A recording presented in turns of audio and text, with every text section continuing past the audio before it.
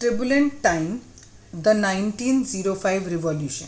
Turbulent का मतलब होता है अशांत, यानी 1905 का जो रिवॉल्यूशन हुआ उस समय अशांति थी सब जगह। जो रशिया है, रशिया वाज एन ऑटोक्रेसी, उस समय रशिया में ऑटोक्रेसी थी। यानी ऑटोक्रेसी का मतलब होता है जब कोई राजा जो है वो केवल अपनी चलाए, जब किसी और की ना सुने।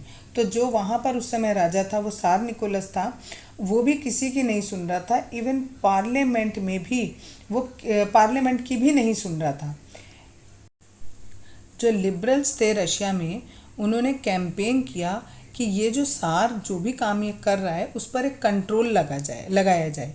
उसके लिए liberals, social Democrats, socialist revolutionaries worked with peasants, और उन्होंने डिमांड करी कि एक कॉन्स्टिट्यूशन बनाया जाए।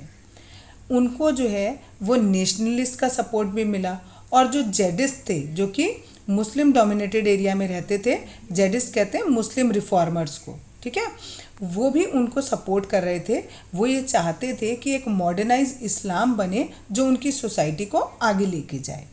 बट 1904 में और भी ज़्यादा कंडीशंस ख़राब हो गई। सारी चीज़ों के दाम बहुत ज़्यादा बढ़ गए, और जो वेजेस थे लोगों के वो 20% कम हो गए। और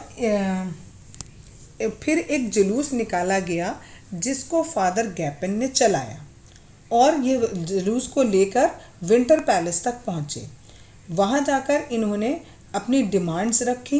वो डिमांड ये थी कि पहली चीज़ ये कह रहे थे कि इनके वर्किंग आवर्स को 8 आवर्स तक कर दिया जाए या थोड़ा कम कर दिया जाए, और उनके जो वेजेस हैं उन्हें इम्प्रूव कर दिया जाए, उनकी वर्किंग कंडीशंस को भी इम्प्रूव कर दिया जाए। लेकिन वहाँ जैसे ही ये पहुँचे, वहाँ इम्पीरियल पावर ने इन पर अटैक कर दिया, जिसमें 100 लोग मर गए और 300 लोग घायल हो गए। इस दिन का दिन संडे था, इसलिए इसे ब्लडी संडे के नाम से जाना जाता है।